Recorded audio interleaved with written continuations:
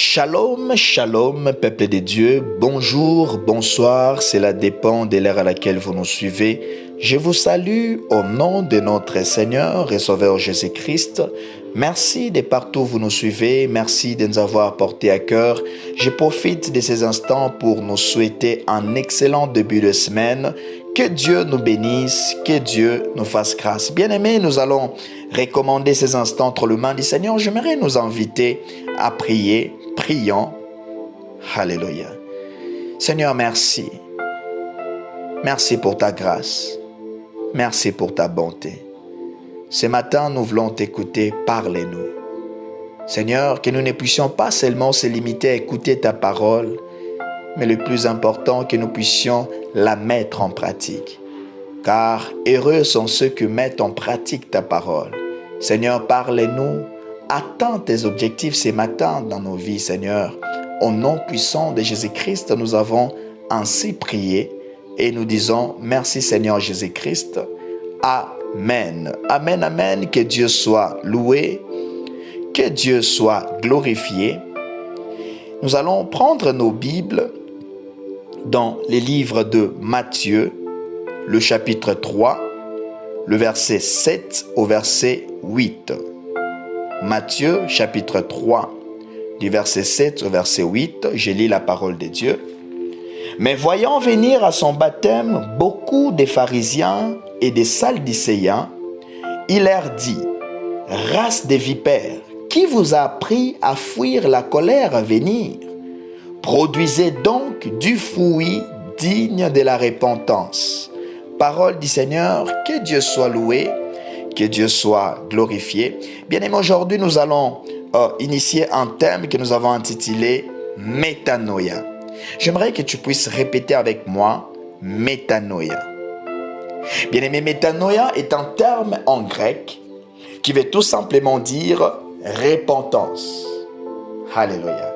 C'est quoi métanoïa? C'est quoi la repentance? Bien-aimés, lorsque nous parlons de la repentance est un changement de mentalité, un changement d'intention. Lorsqu'on parle de métanoïa, on parle d'un changement de mentalité, changement d'intention.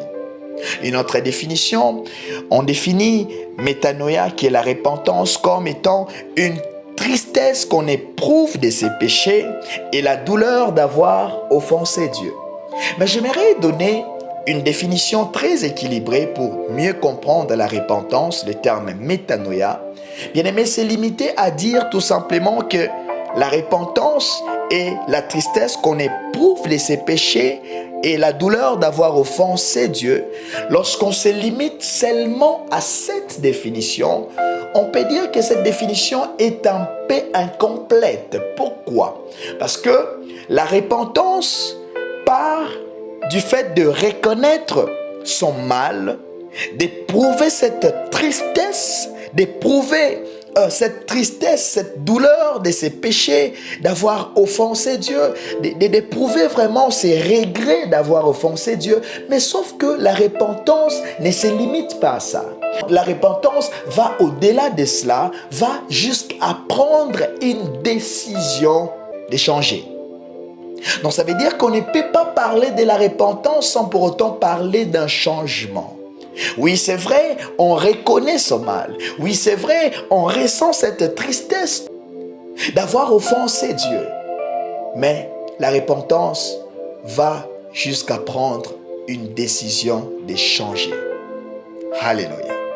Donc ça veut dire que la repentance, métanoïa, c'est le fait de reconnaître, de confesser et de renoncer au péché. Voilà une définition très équilibrée. Donc on parle de la reconnaissance, la confession et le renoncement au péché. Ça veut dire que pour qu'il puisse avoir repentance, ces trois processus doivent être respectés. Donc il doit y avoir reconnaissance de son mal, il doit y avoir confession de son mal et le fait de renoncer à ses mal. Bien-aimé, lorsqu'on parle de métanoïa, on parle d'un changement. Bien-aimé, la repentance est une décision. Alléluia. La repentance ne se limite pas au regret. La repentance commence par un regret, mais doit se terminer par un changement total. Alléluia. Bien-aimé, l'un des mots qui est tout près de métanoïa, lorsqu'on parle de métanoïa, cela me pousse à me focaliser sur le terme métamorphose. Pourquoi j'essaie de faire le parallélisme entre ces deux mots? Pourquoi est-ce que j'essaie de parler de la métamorphose? Parce que lorsqu'on parle de la métamorphose dans la science, nous savons très bien que c'est un changement de forme, de nature ou de structure. Ça peut être un objet ou ça peut être une chose, ça va? Ça peut être quelque chose de naturel. Lorsque une chose se métamorphose, ça veut dire que cette chose n'est plus reconnaissable. Cette chose change complètement. Cette chose paraît être une autre chose. Ça veut dire que ça change de nature, ça change d'apparence, ça change même de comportement. C'est ça la métamorphose. Lorsque je prends cette illustration, j'aimerais illustrer cela pour revenir à la repentance afin de bien expliquer le mot métanoïa qui veut dire repentance. Bien aimé, prenons l'exemple d'une chenille. Alléluia. Lorsque nous avons une chenille, lorsque la chenille commence à se développer, il arrive un moment qui va s'enfermer dans une coquille. Et après avoir se fermé dans cette coquille, va se métamorphoser à l'intérieur. Et lorsqu'il va ressortir de la coquille, il ne sera plus chenille, mais deviendra un papillon. Et lorsque nous voyons la chenille et nous voyons le papillon, ça paraît être deux natures différentes. Mais sauf que l'un implique l'autre. On ne peut pas avoir un papillon sans pour autant avoir une chenille.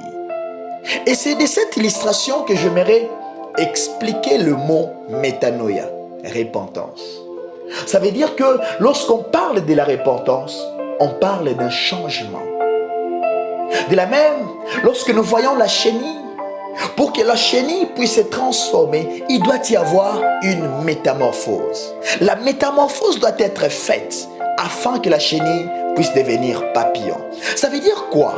On ne peut pas parler de la repentance sans changement. Alléluia. Dans les textes de base où nous avons lu, nous voyons comment est-ce que Jean était en train de prêcher. Jean prêchait sur la repentance et Jean était en train de baptiser d'eau. Le baptême de Jean était un baptême de la repentance. Il appelait les gens à se repentir, à changer de mentalité, à abandonner la vie des péchés, à revenir à Dieu. Alléluia. Jean prêchait sur la repentance. Et la Bible nous parle dans le verset 7, Matthieu chapitre 3, le verset 7. La Bible dit que Jean, ayant vu qu'il y avait beaucoup de pharisiens et de sadducéens qui venaient se baptiser, écoute ce que la Bible déclare. Mais voyant venir à son baptême beaucoup de pharisiens et beaucoup de sadducéens, il leur dit: race de vipères, qui vous a appris à fuir la colère à venir? Ça veut dire que lorsqu'il voyait le pharisien qui venait, le sadducéen qui venait, Jean avait remarqué quelque chose. Que ces gens ne venaient pas réellement parce qu'ils avaient éprouvé la décision de changer. Alléluia. Mais ces gens étaient simplement venus par circonstance. Certainement parce qu'ils avaient écouté. Certainement peut-être qu'ils avaient eu peur de ces messages. Jean dit: race de vipères, qui vous a appris à fuir la colère à venir? Ça veut dire que Jean voulait dire quoi? Jean voulait tout simplement dire que ces gens venaient, mais voulaient garder leur nature. Ces gens vraiment ne venaient pas réellement pour changer des comportements. Alléluia. Et Jean continue, il dit: produisez donc du fruit digne de la repentance. Donc ça veut dire que lorsque on parle de la repentance doit être palpable. On doit voir que la personne a réellement changé. Bien aimé, aujourd'hui aussi dans l'église, nous avons beaucoup de pharisiens et de sadducéens qui viennent à l'église. Des fois même c'est conforme par rapport à une situation. Peut-être il passe des moments difficiles, compliqués. Il vient à l'église, il écoute la parole de Dieu. Des fois même, il fait semblant de changer, mais en réalité, en lui, il n'a pas changé de sémence. Il n'a pas changé de comportement. Bien-aimé, lorsque on dit métanoïa, c'est le changement des comportements. C'est le changement des mentalités. Ça veut dire d'abandonner les comportements mondains pour avoir les comportements de Christ. Alléluia. Voilà pourquoi j'aime ce que l'apôtre Paul déclare dans Galates chapitre 2, le verset 20. Il dit dans la partie B, il dit, si je vis, ce n'est plus moi qui vis, mais c'est Christ qui vit en moi. Bien aimé, la repentance, une personne qui a réellement connu la repentance, bien aimé, son comportement doit changer, son caractère doit changer. Alléluia. Voilà pourquoi j'avais donné l'illustration de la chenille et du papillon.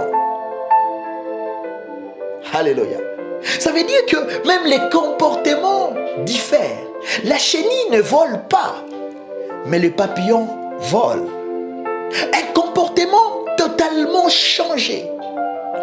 Bien aimé, la repentance doit nous pousser à changer de comportement. La repentance ne se limite pas seulement au fait de pleurer ou de reconnaître la douleur, le fait qu'on a offensé l'Éternel. Non, mais la repentance doit aller jusqu'à nous changer, à nous forger, à abandonner cette offense, à abandonner ces péchés.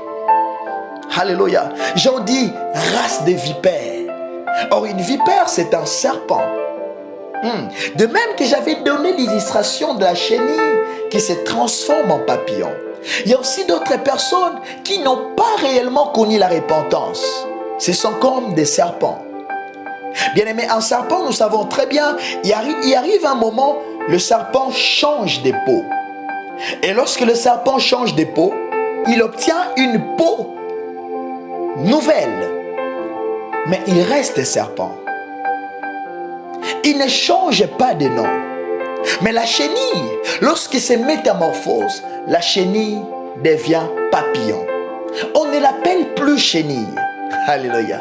Mais le serpent, lorsqu'il change de peau, il reste serpent. Tout le monde qui verra ce serpent qui a changé de peau ne va pas changer de nom. Il l'appellera serpent. Beaucoup de chrétiens aussi aujourd'hui, malheureusement, sont comme ça. Ils viennent à l'église, mais ils restent des serpents. Ils changent juste de peau, mais les comportements ne changent pas. Mais bien aimé, prends cette illustration de la chenille. La chenille doit devenir papillon. Bien aimé, est-ce que tu as réellement connu la vraie repentance dans ta vie? Bien aimé, la repentance, métanoïa, c'est le fait de changer de comportement. Seigneur, apprends-nous à changer notre comportement. Que nous puissions avoir ton comportement.